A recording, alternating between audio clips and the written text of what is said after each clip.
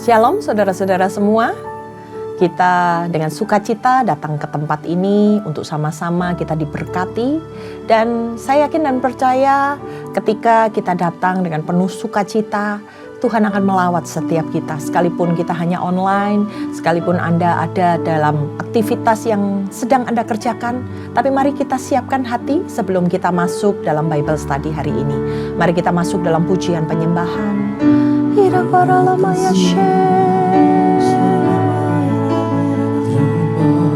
Kami rasakan kebaikan-Mu Tuhan dalam hidup kami. Terima kasih Tuhan, terima kasih.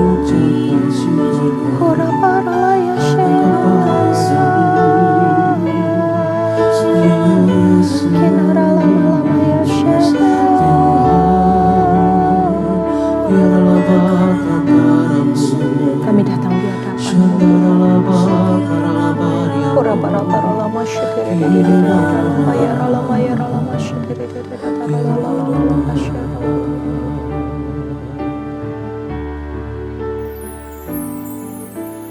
Tidak dengan tangan yang hampa, ku datang ke hadirat-Mu,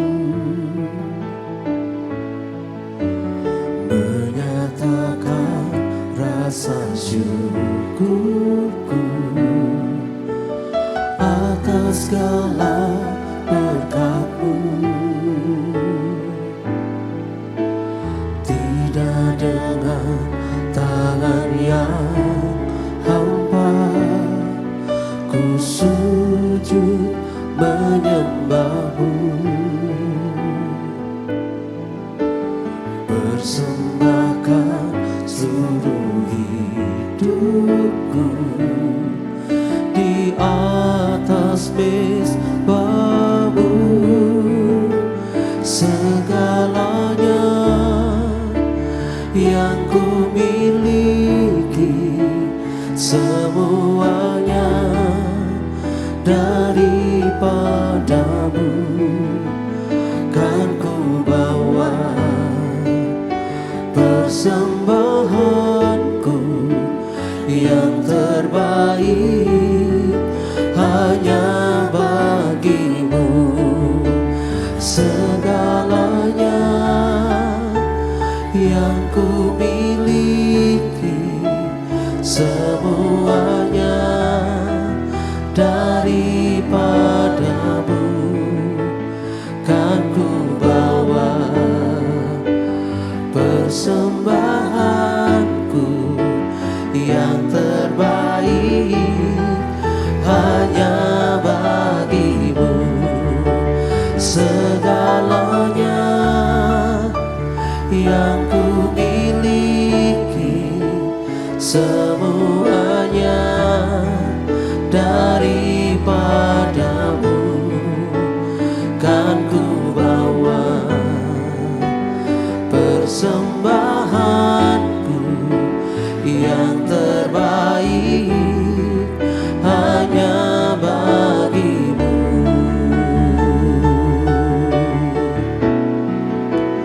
Segalanya yang ku miliki, semuanya daripada-Mu,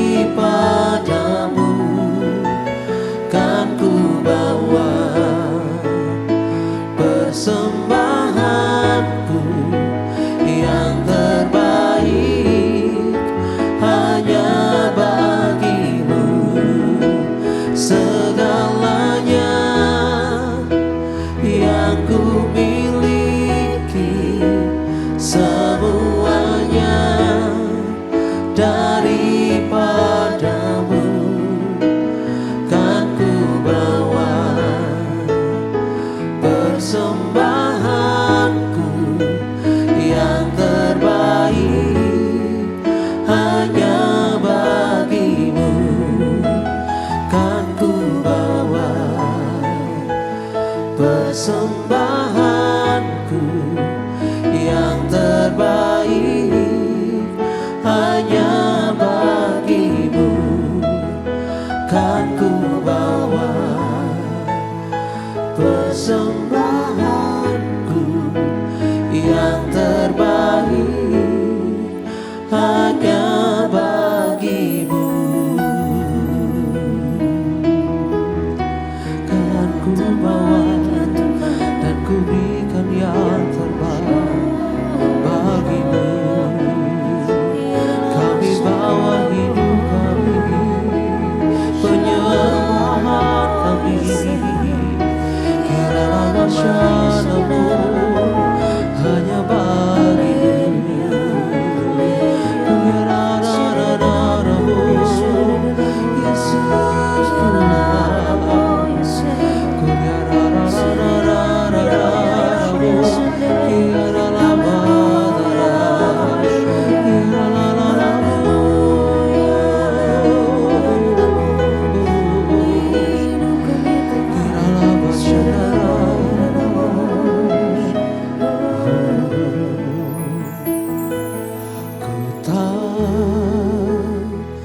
Hidupku adalah penyembahan. Kau ciptakanku dalam kemuliaan-Mu.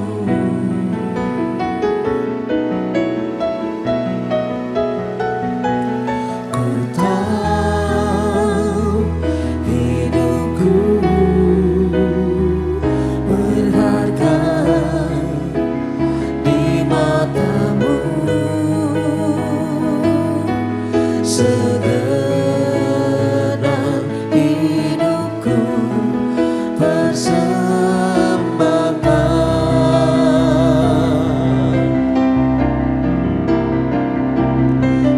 Tahu hidupku adalah penyembahan. Kau ciptakanku dalam kemuliaan-Mu.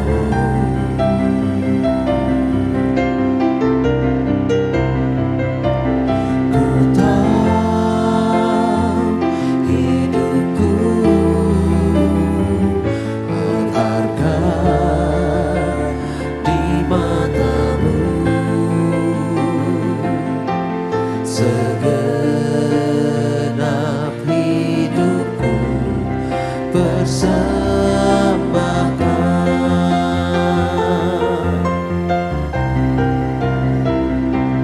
Ku tahu hidupku adalah penyembahan. Kau ciptakanku dalam kemuliaan-Mu.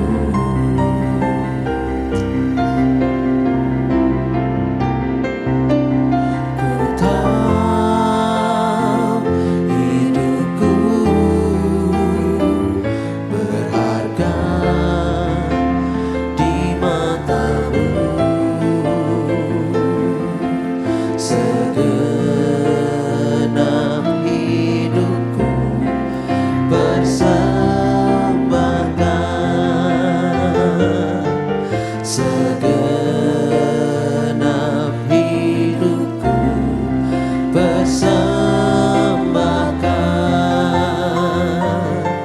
Segenap hidupku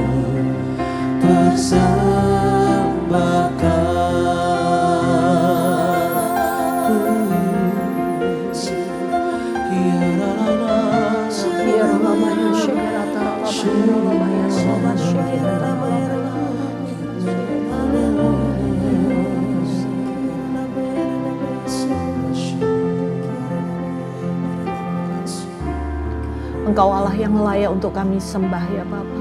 Engkau Allah yang layak untuk kami tinggikan Tuhan. Pada hari ini kami datang ke hadapan-Mu ya Tuhan. Kami bawa seluruh hidup kami untuk kami boleh menerima berkat-berkat yang daripada-Mu ya Bapa. Ampuni segala dosa-dosa kami, sucikan, kuduskan supaya kami boleh dilayakkan ya Tuhan untuk datang ke hadapan-Mu. Saat ini kami ingin menerima ya Tuhan firman-Mu, kami ingin mendengarkan dan kami ingin menjadikan itu sebagai sebuah rema di dalam kehidupan kami untuk boleh kami aplikasikan di dalam kehidupan kami sehari-hari. Roh Kudus, Engkau yang menaungi setiap kami. Berbicaralah ya Tuhan, kami siap mendengar. Hanya di dalam nama Tuhan Yesus Kristus. Haleluya. Amin. Baik saudara-saudara, kita masuk di dalam Lukas yang ke-8, cukup panjang. Lukas yang ke-8 ini ada 56 ayat. Untuk itu saya tidak akan membacakan secara keseluruhan, tapi saya akan merangkum dan membacakan ayat-ayat poin-poin penting yang harus kita pelajari. Jadi kita nggak terlalu lama, tapi kita tahu secara keseluruhan maksud dari ayat firman Tuhan ini. Di perikop pertama kita akan melihat tentang perempuan-perempuan yang melayani Yesus. Di dalam perikop ini saudara-saudara diceritakan, Yesus melanjutkan perjalanannya, dia melakukan tugasnya, dia berkeliling ke kota-kota, bahkan di desa-desa untuk memberitakan Injil Kerajaan Allah. Yesus tahu dia datang, dia harus menyebarkan Injil. Dan Yesus pergi bersama ke-12 muridnya. Diikuti oleh sekelompok kecil wanita yang pernah dilayani oleh Yesus. Mereka yang tahu bagaimana pelayanan Yesus dan mereka ingin memberikan yang terbaik untuk boleh mengikuti pelayanan Yesus. Siapa saja mereka? Disebutkan di dalam ayat ini antara lain Maria Magdalena yang berasal dari Magdala. Dia adalah salah satu perempuan yang pernah dilepaskan dari 7 setan yang mengikat dia. Lalu kemudian disebutkan ada Yohana, istri Kusa. Ini adalah seorang istri pejabat pada masa itu. Dan mereka, perempuan-perempuan ini ikut melayani rombongan tersebut. Dengan apa yang mereka miliki, dengan apa yang ada mereka berikan untuk menjadi berkat buat setiap orang-orang yang mengikuti Yesus, antara Yesus dan murid-muridnya. Dan perempuan-perempuan ini melayani Yesus dengan harta dan segala apapun yang mereka miliki. Lalu kemudian di perikop selanjutnya dibahas tentang perumpamaan tentang seorang penabur. Saudara-saudara, isi dari perumpamaan tentang penabur ini telah saya bahas juga dari Matius 13 ayat 1 sampai 23, kemudian Markus 4 ayat 1 sampai 20. Dan isinya hampir sama saudara-saudara. Tetapi kita coba mau perhatikan apa yang hendak Lukas sampaikan, sesuatu yang khusus, sesuatu yang spesial. Kita lihat di dalam ayatnya. Di sini Lukas mencatat sebuah perumpamaan yang sama, tapi dituliskan ketika Yesus sedang melakukan perjalanan ke kota-kota dan desa-desa. Kemungkinan pada masa itu Yesus mulai dikucilkan oleh sebagian besar orang dan mulai dipantau keberadaan Yesus karena mereka merasa apa yang dia lakukan Yesus ini semakin membahayakan, menimbulkan crowd. Banyak orang-orang yang mengikuti dia, sehingga ahli-ahli Taurat, orang-orang Farisi, para pemimpin agama pada masa itu merasa bahwa mereka harus membatasi Yesus. Mereka mau melawan Yesus dengan apapun yang mereka lakukan pada masa itu. Nah, dari keadaan itu Yesus sedang membesarkan hati para murid-muridnya dengan memberikan perumpamaan tentang penabur benih ini. Supaya murid-muridnya Yesus itu nggak berkecil hati, saudara-saudara, dengan keadaan yang mereka hadapi. Sebagai seorang penabur, mungkin ada beberapa benih yang ditabur yang akan hilang. Karena nggak bisa semuanya bertumbuh dengan baik. Tergantung kondisi tanahnya seperti apa. Sehingga ketika benih itu ditabur, keadaan-keadaan yang menghalangi benih tersebut tumbuh, misalnya musuh, para penentang, itu akan menghambat pertumbuhan benih itu. Tetapi ketika benih itu ditabur di tanah yang benar, kemudian tanah ini dengan begitu subur menyerap dan menerima, maka dia akan bertumbuh. Nah, mari kita bahas benih-benih ini jatuh di mana saja. Kita lihat di ayat yang kelima, saudara-saudara. Dikatakan adalah seorang penabur keluar untuk menabur benihnya. Pada waktu ia menabur, sebagian benih itu jatuh di pinggir jalan, lalu diinjak orang dan burung-burung di udara memakannya sampai habis. Pinggir jalan ini bukan tanah, saudara-saudara, karena permukaannya keras. Diartikan sebagai pikiran-pikiran yang tertutup, yang langsung menolak apa yang disampaikan oleh Tuhan Yesus. Ketika benih itu ditabur ke tempat itu, maka benih itu tidak akan bisa bertumbuh karena pasti akan langsung mati. Kemudian di ayat yang ke-6 dikatakan, sebagian lagi jatuh di tanah yang berbatu-batu dan setelah tumbuh ia menjadi kering karena tidak mendapat air. Tanah berbatu ini diibaratkan di mana lapisan tanahnya itu tipis. Sehingga ketika mereka menerima firman Tuhan, mereka tidak dapat memahaminya secara mendalam. Mereka tidak diterangi oleh Roh Kudus. Mereka tidak bisa memahami kedalaman firman Tuhan tersebut. Sehingga ketika mereka mengalami ujian, pencobaan, mereka bisa mundur dan akhirnya terjatuh dalam pencobaan tersebut. Lalu di ayat yang ke-7, sebagian lagi jatuh di tengah semak duri dan semak itu tumbuh bersama-sama dan menghimpit mereka sampai mati. Apa saudara-saudara yang dimaksud dengan terjatuh di semak duri? Orang-orang yang begitu sibuk dengan apa yang mereka lihat dan apa yang mereka kerjakan di dunia ini. Mereka mendengar firman Tuhan yang ditaburkan, tetapi firman itu tidak mendapat tempat yang layak di hati mereka. Karena hati mereka juga ditumbuhi oleh sesuatu yang lain. Mereka juga melihat bagaimana dunia ini menyediakan kenikmatan hidup, kekayaan, dan mungkin juga ada kekhawatiran. Dan ini semua sebagai musuh yang ikut tumbuh di dalam kehidupan seseorang. Sehingga dikatakan benih tersebut jatuh di semak duri. Sesuatu yang ikut bertumbuh, apa yang mereka lihat dari dunia ini, yang menyebabkan benih itu tidak dapat bertumbuh dengan subur. Dan kemudian di ayat yang ke-8, sebagian jatuh di tanah yang baik. Dan setelah tumbuh berbuah 100 kali lipat. Setelah berkata demikian, Yesus berseru, siapa yang mempunyai telinga untuk mendengar, hendaklah ia mendengar. Nah, di ayat yang ke-8 ini dikatakan saudara-saudara, benih itu jatuh di tanah yang baik. Mereka mau mendengar. Mereka mau memperhatikan. Mereka mau merenungkannya. Lalu mereka melakukannya sebagai buah perbuatan dalam hidupnya. Nah, perumpamaan ini saudara-saudara menjelaskan kepada kita tentang sebuah peringatan. Bagaimana seharusnya ketika kita mendengar, ketika kita menerima firman Tuhan, untuk bisa menuai hasil yang baik. Tuhan menyampaikan perumpamaan ini.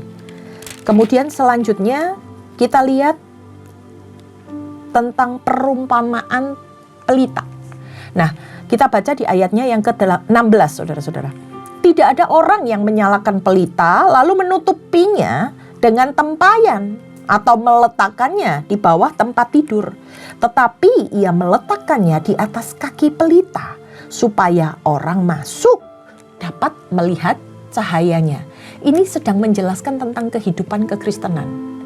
Orang Kristen itu harus mencerminkan seperti sebuah cahaya yang dapat dilihat oleh orang lain. Karena nggak mungkin ditutupi cahaya ini. Cahaya ini gunanya untuk terlihat, untuk bisa menerangi. Menjadi seseorang yang berbeda di tengah pola dunia yang ada. Karena pada dasarnya dunia ini menentang terang tersebut. Tapi terang ini tidak akan bisa ditutupi. Terang ini harus menerangi orang-orang yang ada di sekitarnya. Sebab tidak ada sesuatu pun tersembunyi yang tidak akan dinyatakan. Dan tidak ada sesuatu yang rahasia yang tidak akan diketahui dan menjadi nyata. Tidak mencoba untuk menutupi apa yang terjadi di dalam kehidupan kita. Dan tidak menyembunyikan dari sesama. Tidak menyembunyikan sesuatu dari Tuhan. Ketika ada terang di dalam kehidupan kita, jangan coba untuk menutup-nutupinya. Jangan coba untuk hidup dalam kamuflase. Jangan munafik. Jangan menyembunyikan sesuatu seolah-olah terlihat baik. Tetapi dalamnya kosong. Karena kita tidak boleh menyembunyikan sesuatu dari Tuhan. Manusia mungkin bisa kita bohongi, tetapi Tuhan yang menerangi kehidupan kita. Tuhan melihat kedalaman hati kita. Lalu di ayat yang ke-18, karena itu perhatikanlah cara kamu mendengar. Sebab siapa yang mempunyai kepadanya akan diberi. Tetapi siapa yang tidak mempunyai, bahkan apa yang dianggapnya ada padanya akan diambil juga daripadanya. Saudara-saudara, ketika seseorang itu sehat, dia bisa sehat karena dia menjaga hidupnya untuk tetap sehat. Tapi kalau orang dengan sengaja mengabaikan kesehatannya, maka dia akan gampang sakit. Seorang yang mengusahakan hidupnya, yang membuat kehidupannya itu bisa menyimpan dan memakai terang Tuhan itu, dia akan menjadi bagian yang terbaik. Untuk itu usahakan setiap kali Anda membaca, mendengar firman Tuhan, merenungkan, dan Anda harus melakukan firman tersebut supaya hidupmu diterangi oleh firman Tuhan. Di perikop berikutnya, sebuah perikop yang berbeda dari perumpamaan-perumpamaan sebelumnya, karena di sini akan membahas Yesus dan sanak saudaranya. Kita baca di ayat yang ke-19. Ibu dan saudara-saudara Yesus datang kepadanya, tetapi mereka tidak dapat mendekati dia karena orang banyak. Lalu ketika orang memberitahukan kepada Yesus, Yesus memberikan sebuah jawaban yang agak lain, saudara-saudara. Semua hal yang menghalangi pelayanan Yesus dikesampingkan olehnya. Karena prioritas utama Yesus datang ke muka bumi ini adalah melakukan kehendak Allah dalam hidupnya. Sehingga segala intimidasi, segala sesuatu yang mungkin dunia ini tawarkan, itu Yesus menjauhinya. Karena Yesus tahu dia harus fokus dengan panggilannya, dia harus menyelesaikan apa yang harus dia kerjakan. Ibu dan saudara-saudara Yesus di sini diibaratkan sebagai sesuatu yang hendak menghalang-halangi apa yang Yesus lakukan, apa yang sedang Yesus kerjakan. Di sini Yesus menyatakan, tugasku adalah untuk datang menyelamatkan manusia di muka bumi ini. Tugasku adalah untuk melayani orang-orang yang mau mendengar, orang-orang yang mau melakukan firman Allah yang dia sebut sebagai keluarganya. Di sini Yesus sedang menyampaikan fokus dalam panggilannya. Lalu kemudian di perikop selanjutnya dikatakan angin ribut diredakan. Nah, kisah ini diceritakan juga dalam Injil Matius dan Markus, yaitu ketika Yesus hendak pergi ke seberang danau bersama-sama dengan murid-muridnya. Di sini diceritakan bahwa dalam perjalanan tersebut, saudara-saudara, Yesus itu tertidur. Mungkin karena lelahnya, atau bisa juga dia sangat percaya pada para muridnya. Karena background dari para murid ini adalah para nelayan yang seharusnya handal menghadapi laut lepas, sehingga Yesus percaya kepada mereka untuk mereka bisa mengemudikan kapal dengan baik. Tapi apa yang terjadi ketika mereka menyeberangi Danau Galilea? Danau Galilea ini memang dikatakan sering terjadi angin topan, karena danau ini ternyata terletak di lajur-lajur daratan yang dikelilingi oleh gunung-gunung yang tinggi. Jadi kadangkala itu anginnya bisa kencang dan menyebabkan angin topan. Dan secara tiba-tiba pada saat itu angin topan menghantam perahu yang Yesus dan murid-muridnya tumpangi. Sampai dikatakan airnya itu masuk ke dalam perahu. Nah, ketika murid-muridnya ini melihat mereka berada di dalam bahaya, mereka membangunkan Yesus yang waktu itu sedang tertidur. Kita baca di ayat yang ke-24. Murid-muridnya datang membangunkan dia, katanya, "Guru, guru, kita binasa." Ia pun bangun, lalu menghardik angin dan air yang mengamuk itu. Angin dan air itu pun reda, dan danau itu menjadi teduh. Lalu kata Yesus kepada para muridnya, "Di manakah kepercayaanmu?" Mereka pun menjadi takut dan heran, lalu berkata seorang dengan yang lain, "Siapa sebenarnya orang ini?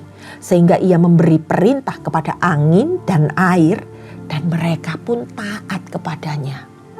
Yesus meneduhkan angin dan air tersebut dengan sebuah hardikan, dan angin itu pun berhenti, saudara-saudara. Ketika muridnya melihat ini, mereka melihat banyak mujizat yang sudah Tuhan Yesus lakukan. Tapi hari itu mereka juga semakin heran. Karena kok bisa? Angin, air, segala sesuatu dari alam semesta ini ternyata juga ada di dalam kendalinya. Selain Yesus melakukan mujizat-mujizat di luar kemampuan mereka, Yesus pun bisa meredakan angin dan badai yang sedang ada menghinggapi mereka. Mereka semakin takjub dengan gurunya. Lalu kemudian saudara-saudara, perikop berikutnya adalah Yesus mengusir roh jahat dari orang Gerasa. Sama, ini juga pernah saya bahas di dalam Matius dan Markus. Setelah Yesus mendarat, Yesus masuk ke sebuah tanah, ke sebuah daerah yang disebut dengan Gerasa. Lalu datanglah seorang laki-laki yang telah lama dirasuki oleh roh jahat, setan-setan, saudara-saudara. Dan dikatakan dia itu sampai tidak berpakaian dan tidak tinggal di dalam rumahnya. Dia tinggal di daerah pekuburan. Orang ini mungkin dikatakan mengalami gangguan jiwa karena orang melihat bagaimana keadaannya. Dan kemungkinan juga dia ini dikucilkan. Dia tidak diterima oleh keluarganya, oleh masyarakat sekitar. Makanya dia hidup di tanah pekuburan. Di mana orang-orang di sana percaya bahwa di daerah pekuburan itu daerahnya sepi, banyak setannya. Sehingga lebih baik kamu di sana, kamu tidak mengganggu masyarakat yang ada di situ. Nah, kita baca saudara-saudara di ayat yang ke-28. Ketika melihat Yesus, orang ini berteriak.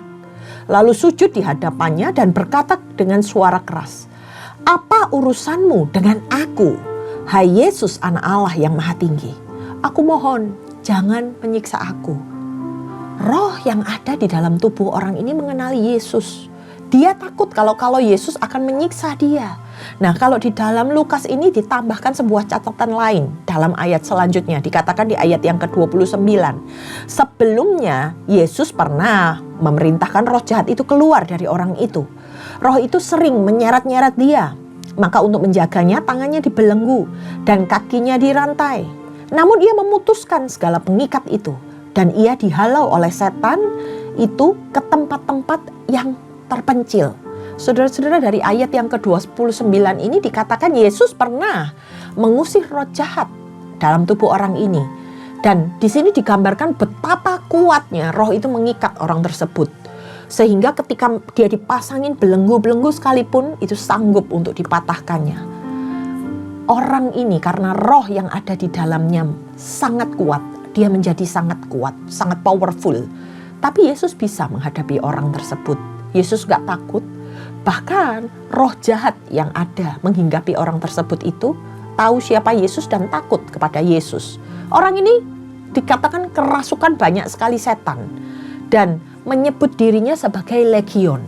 Legion itu adalah seperti satu pasukan tentara kayak begitu.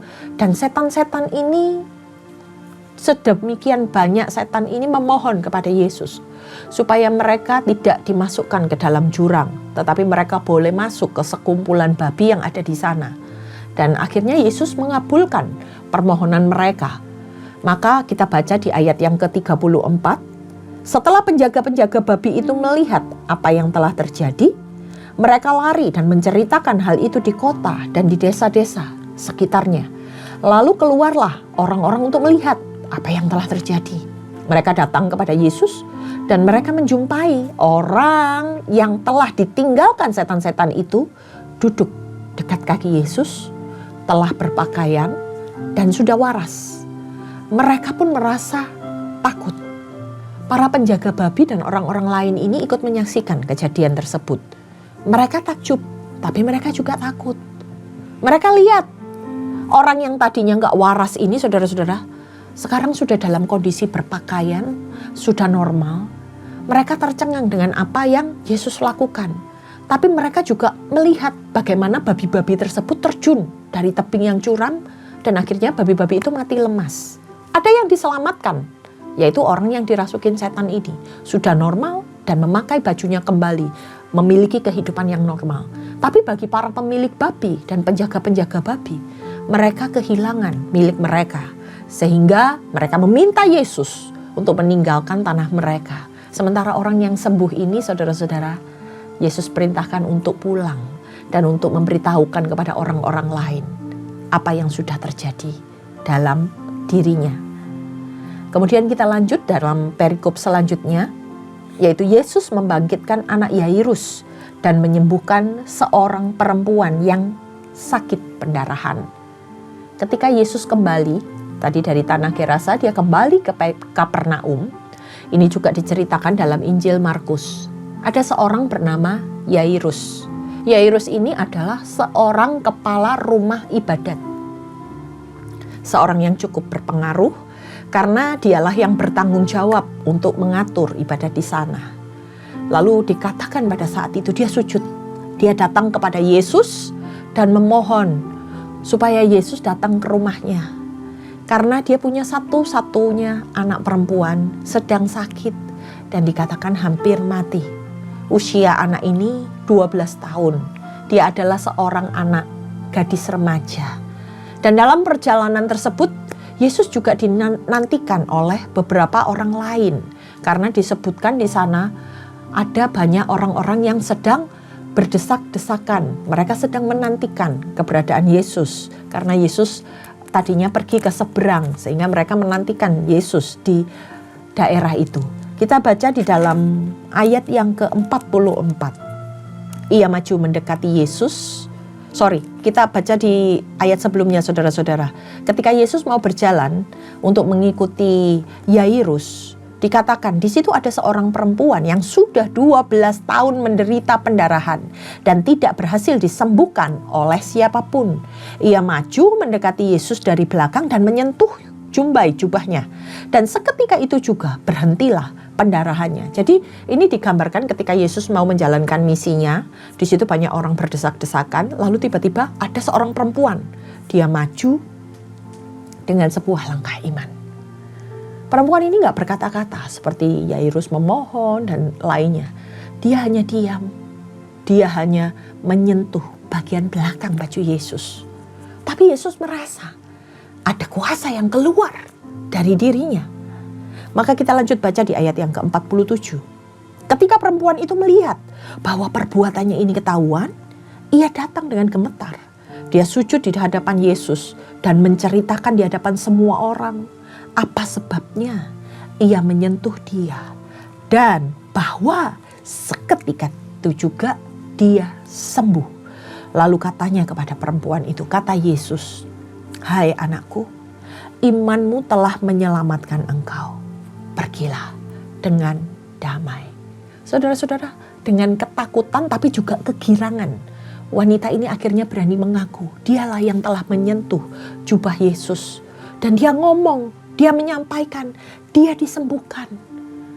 Yesus dengan sengaja menanyakan dan menyatakan mujizat yang baru saja terjadi untuk menyampaikan pada perempuan tersebut bahwa engkau sembuh karena imanmu yang menyelamatkan engkau.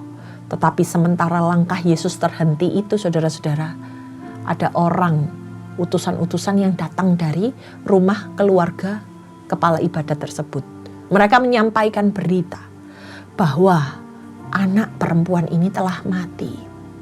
Sehingga kamu tidak perlu menyusahkan Yesus untuk datang ke rumahmu. Jadi ke-distract saudara-saudara dengan kejadian perempuan yang pendarahan ini. Lalu mereka dapat berita yang menyedihkan. Kita baca di ayat yang ke-50. Yesus mendengar perkataan itu dan Yesus berkata kepada Yairus, "Jangan takut, percaya saja. Dan anakmu akan diselamatkan." Di kata-kata ini Yesus sedang meneguhkan iman anak itu. Mungkin ayah anak ini ikut melihat bagaimana perempuan tersebut disembuhkan karena imannya, kata Yesus. Dan Yesus hanya mengizinkan beberapa orang saja yang boleh ikut masuk ke rumah Yairus. Sementara itu ketika Yesus melihat para peratap, Yesus memerintahkan mereka untuk berhenti. Gak boleh nangis-nangis lagi. Tapi mereka malah mentertawakan Yesus. Mereka bilang orang anak itu sudah mati. Tapi kita perhatikan, kita lihat di ayat yang ke-54. Lalu Yesus memegang tangan anak itu dan berseru, "Hai anak, bangkitlah." Roh anak itu pun kembali dan seketika itu juga ia bangun. Kemudian Yesus menyuruh mereka memberi makan anak itu. Dan mujizat Tuhan pun kembali dinyatakan melalui kebangkitan dan kesembuhan anak tersebut. Pengharapan dari ayahnya, iman dari ayahnya tidak sia-sia. Karena Tuhan di waktu yang tepat, ketika orang melihat anak ini sudah mati, saudara-saudara, tapi Tuhan sanggup melakukan mujizat. Dia bukan hanya memulihkan dan menyembuhkan anak ini, tapi dia membangkitkan anak yang tadinya sudah mati ini. Saudara-saudara, demikian hal-hal yang bisa kita pelajari dari Lukas yang ke-8 ini. Begitu banyak mujizat-mujizat yang Tuhan nyatakan. Dan ini terjadi, saudara-saudara. Dan kita boleh melihat, kita boleh mempelajari bahwa iman kita kepada Tuhan itu bukan saja hanya berupa iman yang sekedar saya percaya Tuhan. Tapi kita harus memiliki iman yang besar, iman yang yakin bahwa pertolongan Tuhan akan hadir di dalam kehidupan kita. Apapun yang hari ini saudara-saudara alami, apapun yang hari-hari ini saudara rasakan, datang kepada Tuhan dengan iman yang benar.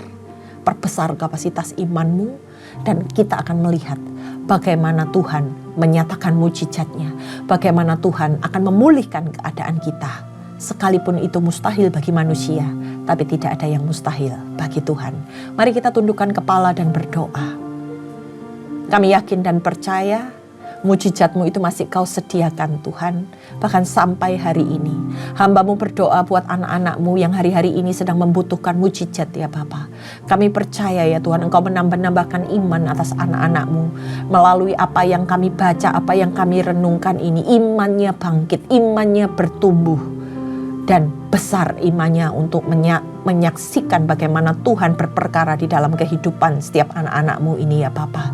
Yang sakit Tuhan sembuhkan, yang lemah Tuhan kuatkan, yang miskin Tuhan perkaya. Karena kami tahu ya Tuhan, segala sesuatu yang datangnya daripada-Mu adalah yang terbaik dalam hidup kami. Terima kasih ya Tuhan Engkau sudah berbicara atas kami pribadi lepas pribadi. Kami mau ya Tuhan meninggikan nama-Mu melalui apapun yang terjadi di dalam kehidupan kami. Dan kami serahkan ya Tuhan seluruhnya hanya di dalam nama Tuhan Yesus Kristus. Terima kasih ya Tuhan. Haleluya. Amin. Baik, terima kasih saudara-saudara sudah mengikuti Bible Study hari ini. Tuhan Yesus memberkati.